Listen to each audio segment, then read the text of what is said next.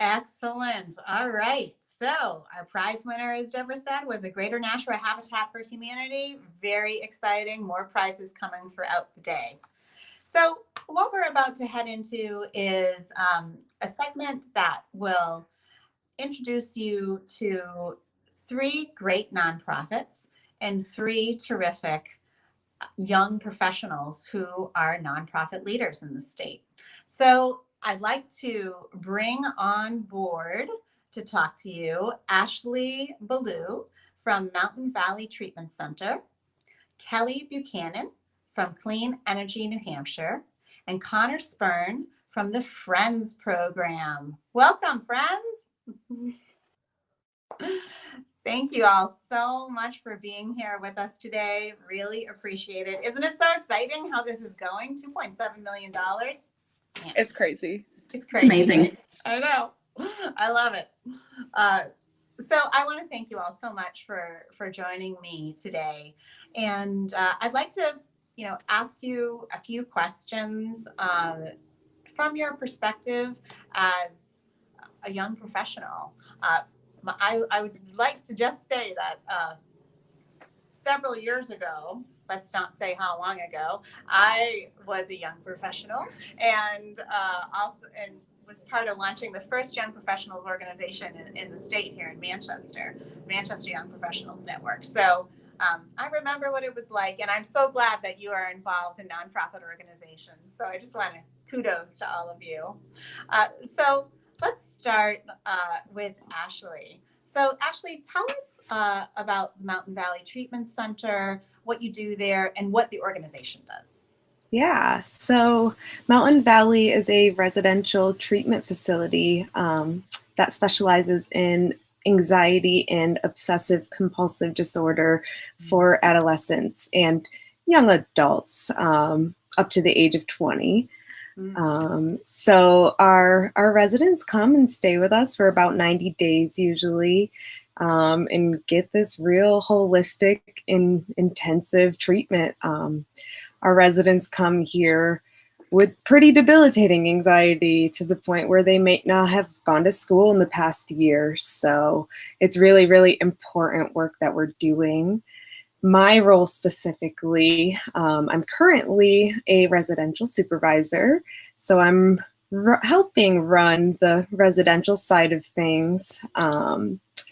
In the beginning of July, I will be moving to the program director, so kind of moving on up there. So still more so on the residential side of things than the clinical side. But yeah, we're doing the hands-on work with our residents, putting what they're learning in therapy into action every day.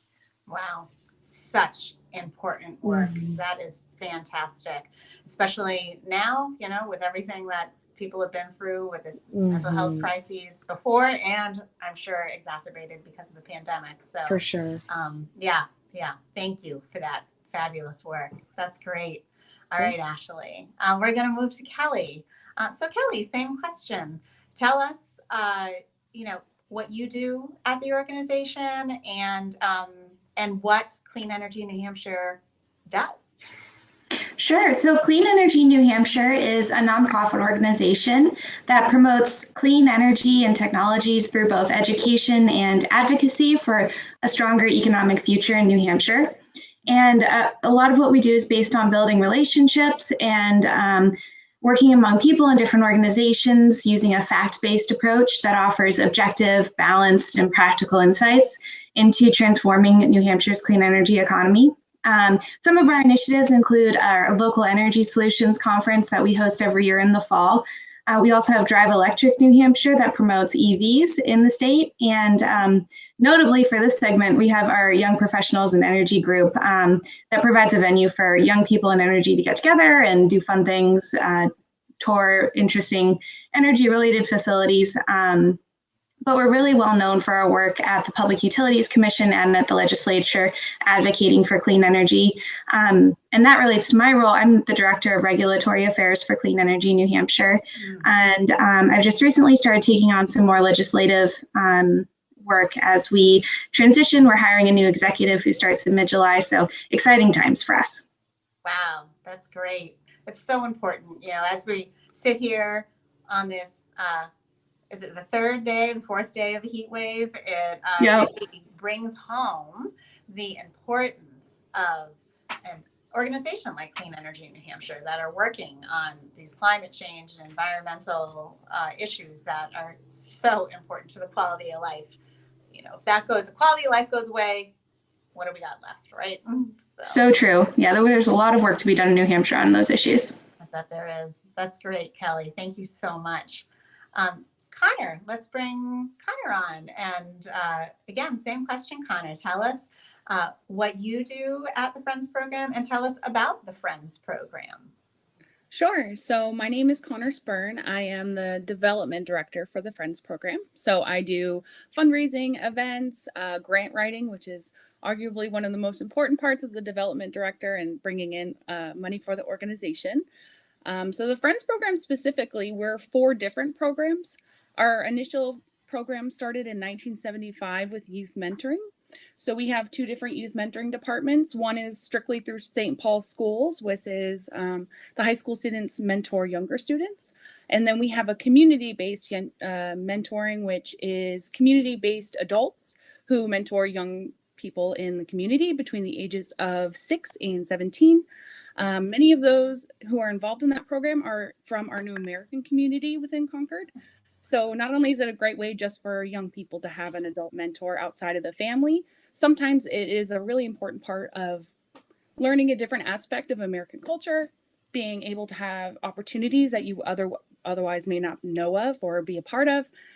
We had some collaboration with Making Matters, which is a maker space in Concord. So there were some art opportunities that they were able to do all throughout COVID, which was a nice outlet when the school's not happening and extracurriculars aren't happening. They were able to do some arts.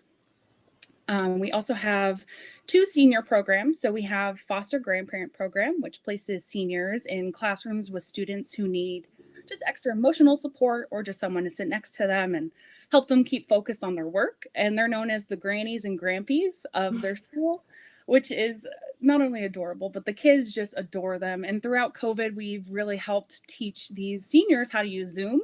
So we've got 70, 80, and 90-year-olds who have gotten iPads and have been trained in how to enter these virtual classrooms so they can still offer that support.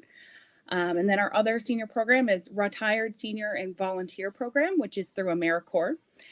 So that we place seniors, volunteers 55 plus in organizations across New Hampshire. So we have almost 500 volunteers in 83 New Hampshire organizations. So we do the administrative work for that so that the mission of those other nonprofits can be expanded and they don't have to spend the workload with volunteers. And then finally, we operate Merrimack County's only family shelter. Outside of Family Promise, which is run through churches, we have a physical shelter located within Concord, and we offer shelter to families and children. So we are currently able to house 8 families at a time, and we're doing a renovation to be able to house a 9th family in our shelter. Wow. So we do a little bit of everything. Program. That is incredible. But you have, fingers out in every aspect of the community, and that is really, really fantastic. Oh, I love that, Connor. Thank you. We're going to move on to another question, and we're going to go back to Ashley. And so, Ashley, I'm curious, as a young professional, what drew you to the nonprofit arena, and where are you looking to really continue to make a difference in this arena? Yeah. So really what drew me, of course, in a world and society that is very motivated by money, once I got a taste of the work that Mountain Valley's doing, going from a resident who is terrified of vomiting and can't get into a car and can't exercise because of the sensations that come up, and seeing that person then 3 months later get on an airplane, which is something that they never imagined they would do. It's just, it really shows that the work that we're doing, it's not for the paycheck. And that's shown through the nonprofit, and just making a difference in so many people's lives and being a part of that difference myself. It's pretty indescribable what that feels like. And I never would have imagined I'd be in New Hampshire as long as I have, moving here from Mass, but I wouldn't have it any other way at this point because of the work that we've been doing. Where my future lies ahead, I can't say for sure, but I am wrapping up my master's in clinical mental health counseling this year in September. So I do imagine I will definitely be staying in this line of work. It's a selfless job, selfless field, and it's gratifying. I wouldn't have it any other way. So That's really tremendous, Ashley. Congratulations. I think we need a round of applause for Ashley for her master's. Thank you. Yeah, absolutely. That is big deal. That's awesome. And as you said, you're moving up in a trajectory, at your organization, which is so wonderful. So, to have your perspective in the nonprofit community and in the New Hampshire community is like just incredible and really important. So I want to say thank you. I'm from Massachusetts too. There's so many of us now. So it's all good. That's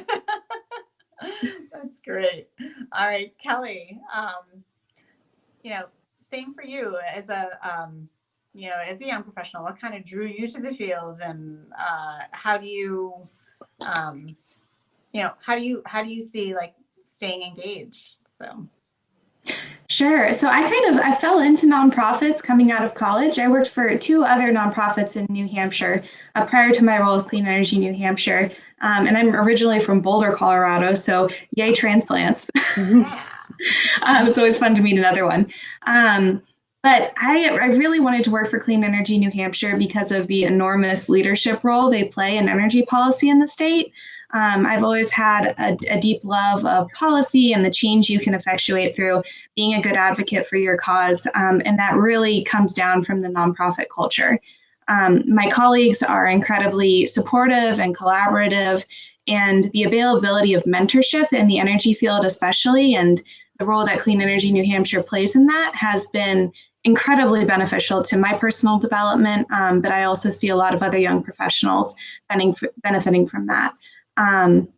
It's just an exciting place to work, and especially in energy policy, things change so quickly, and there are so many opportunities for advancement and for change. You never have a dull day, I'll say that. And then looking forward to the future, I don't see myself changing out of this field.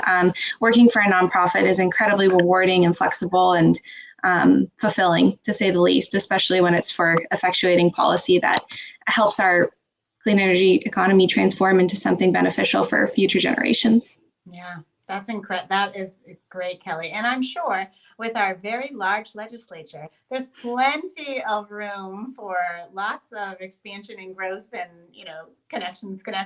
So yes, we have quite a challenge on our hands with so many of them, but they're good folks to work with, and never a dull day. I'll say that. That's a great way to say it. I love that. That's great. That's great, Kelly. Thank you. And Connor, we're going to wrap it up with you. Same kind of question, as a young professional, what drew you to the nonprofit world, and, where do you see the future? Sure. My first experience with nonprofits in Concord was almost an accident, to be honest. I was involved with Concord Young Professionals Network just a couple of months in with a job I had taken back in 2017. And they volunteer the second Sunday of every month at the soup kitchen in Concord, known as the Friendly Kitchen. So I went more as a social outing. It was a good way to just interact with people. And I've always liked helping, but I never had a specific role in any way.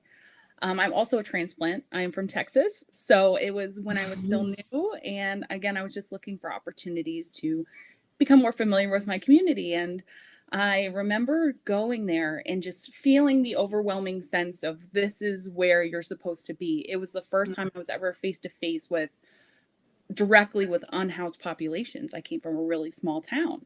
So we just didn't have that. And so just being able to interact with the people that were coming there and really seeing the human side of an issue that's sometimes generalized as and is dehumanized just by the way it's represented in the media and the way we see it.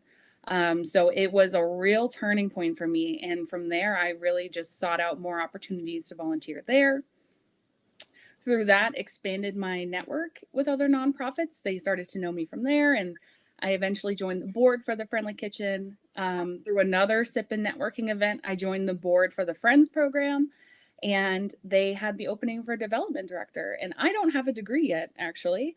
I am finishing my associates next semester. So it was interesting to find a passion in what I wanted to do in what is typically considered in a non-traditional way.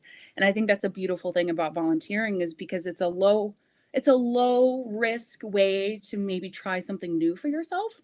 And the connections that you meet there, it's all people who, especially I think in New Hampshire, people who volunteer are really dedicated to what they're volunteering for. And I think they see what people are passionate about before they see necessarily what's on a resume. So it became a passion through a random experience in something I never thought I'd be interested in. And then it just evolved into me being able to work for the Friends program, which, as you heard, it's so deeply involved in multiple layers of our community. And I can help in a way that is just from my natural skill set and my natural abilities. It was just, there was happened to be a role for me. And all throughout the levels of nonprofits, there's something for somebody everywhere. No matter if you are just good with making a social media post, marketing is sometimes the hardest thing for nonprofits to find people for, all the way through, again, grant writing. I just happen to be a good writer and a good networker. So it was just this snowball effect. And that's what's led me to be here, because I'm surrounded by amazing people who are equally passionate about our community. And it's hard to get away from that once you're in it. So, yeah. Man, well said, Connor. That is fantastic. Absolutely. Well, I think, the themes that we've heard during these really engaging conversations with the three of you are yay for transplants to New Hampshire. And it's all about the relationships, right? And I think that's what it all comes down to, is relationships affect how you do your work, affect how you engage for employment opportunities, and relationships affect who you give to. So let's remember that in New Hampshire Gives. If you have a relationship with an organization, give them a gift today. If you don't have a relationship with an organization, but you are intrigued by something that you see or that you heard, you start a relationship with that organization by giving them a gift today at newhampshiregives.org. Thank you all so much for this inspiration. Keep on keeping on, young professionals. We need you and we love you. All right. Thank you. Thank you. Have a great day, everybody.